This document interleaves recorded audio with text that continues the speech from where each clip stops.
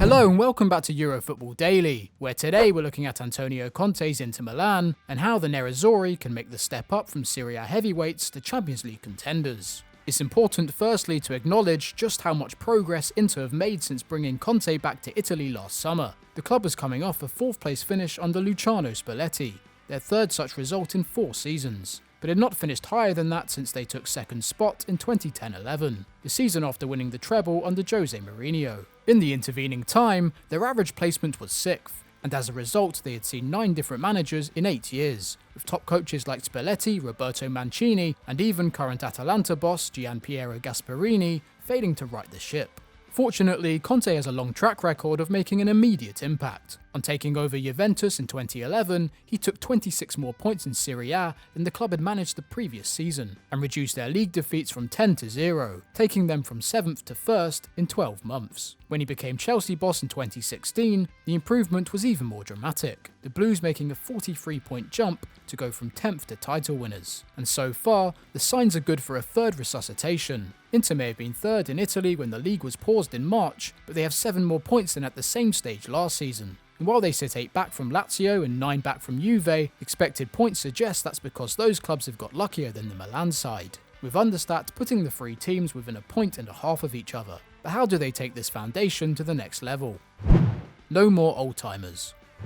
The first thing to do is check the recruitment plan. Inter have made several good young and peak-age signings since Conte took over, with Lukaku, Sensi and Barella all joining in their early or mid-20s. However, the team has also made a substantial financial commitment to older players, bringing in Diego Godin at 33 and Ashley Young at 34, as well as loaning Alexis Sanchez and 29-year-old Victor Moses with an option to buy. More importantly, the players actually getting on the field skew old as well. Of the 29 squad members who have appeared in Serie A for the club this season, 15 are 28 or over, with Handanovic still the first choice keeper at 35, and Candreva, D'Ambrosio and Asamoah all seeing significant minutes in demanding wingback roles at over 30.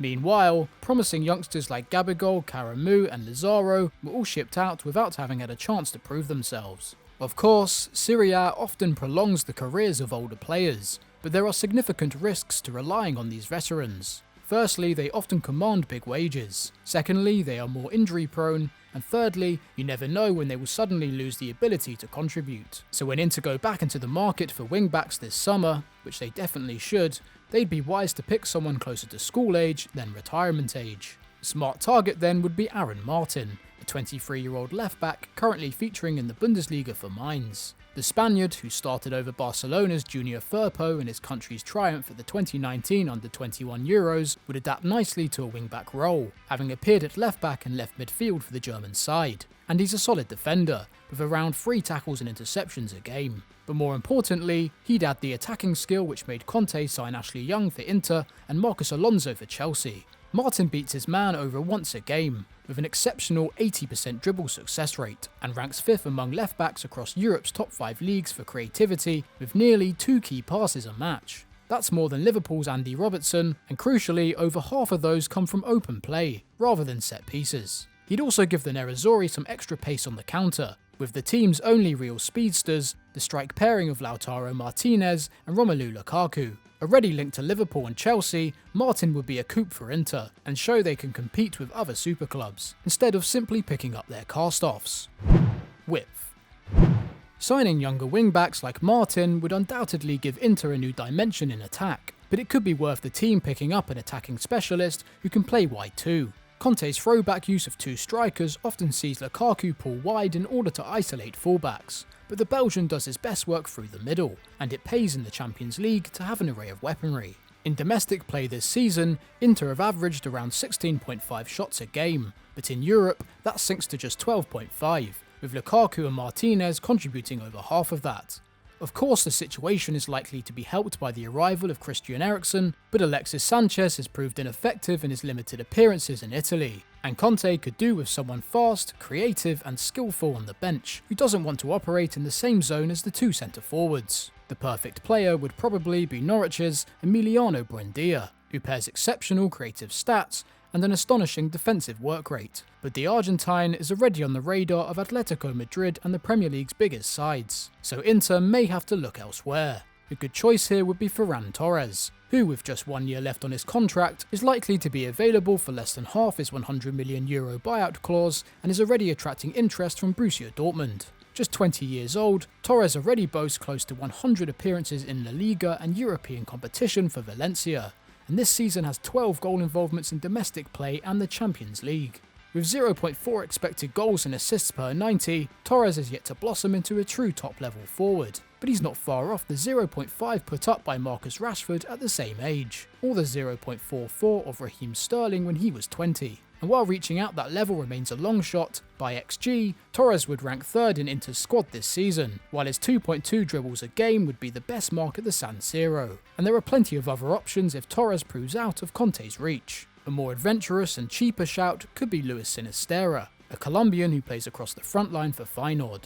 Also 20, Sinisterra is coming out of a weak league, but his stats look excellent, with 9 goals and assists in around 1,600 minutes this campaign, and around 0.5 expected goals per 90. He takes 2 shots a match, completes 1.5 key passes, and produces a whopping 3.5 dribbles, and is even prepared to muck in on the defensive end, winning the ball back for his team 3 times a game, the same as Inter's holding midfielder Brozovic. That all-round game, coupled with his age, makes Sinisterra an interesting prospect, and his work rate suggests he could even be converted to a wing-back like Victor Moses was.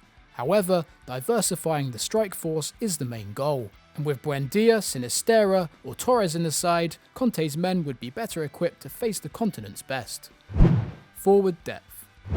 Though recent rumours have linked Inter with a swoop for Paul Pogba this summer, we don't think the Italians have the cash for the Frenchman, and frankly their midfield is already well stocked. Barella and Sensi look like great signings already, Eriksen is unusually hard working for a number 10, and Brozovic remains one of Europe's most well-rounded and underrated deep-lying midfielders. So it makes sense to keep their powder dry in that zone, especially as the wide options are only half the problem in attack. Lautaro Martinez has been exceptional this season, contributing 12 goals in just 1,600 minutes at the age of just 22, and as a consequence has begun to attract attention from Europe's finest, with Barcelona in particular linked with a move. And even if financial concerns keep Martinez at the San Siro next campaign, it hardly seems likely that Inter can plan for his presence in Milan in the long term. Meanwhile, Conte's 2-striker preference means that a serious injury to the Argentinian or Lukaku will leave the Nerazzurri desperately short, but a solution may be at hand. As Inter have risen, Napoli have fallen, and their star striker Milik will see his contract expire in 2021, meaning he could be available for a fraction of the €50 million the Blues had previously asked for the player. Milik is to an extent a risk. The Pole has sat around 15 months of his Napoli career to date with 2 ACL injuries, but there are reasons for Inter to put those worries to one side. Unlike at Napoli, Milik would not be their sole conventional centre-forward, with Lukaku at the club, and he's still just 26 years old and probably fairly cheap. But most importantly, he's been excellent since returning from the treatment room in January 2018. Over the last season and a half, Milik has made 41 starts and been involved in 29 goals, 1 every 126 minutes, bettering Lautaro's mark by 13 minutes. Like the youngster, Milik averages over 4 shots a match, among just 10 Serie A players to do so, and his XG per 90 of 0.65 last season and a monstrous 0.83 this campaign compares well with Martinez's 0.71. In fact, only 5 men in Italy can boast better underlying numbers than him this year. Duvan Zapata and Josip Ilicic of the insanely attacking Atalanta, Ciro Immobile, Edin Dzeko and Cristiano Ronaldo. That's despite playing for a Napoli team in disarray under Carlo Ancelotti and Gennaro Gattuso. And while Milik would represent a stylistic change from Lukaku and Martinez, his 0.4 dribbles per 90 hardly indicate great speed or agility. He's arguably a better goalscorer than either, especially if handed the support of Christian Eriksen behind him. In recent years, Gareth Bale, Marco Asensio and Divock Origi have all shown the value of having strong attacking options off the bench in the latter stages of the Champions League. If Inter want to rejoin the elite and compete once again for a trophy they've now gone a decade without seeing up close, it would be wise for them to start acting like a super club and build not only an 11, but a squad to put fear in their rivals.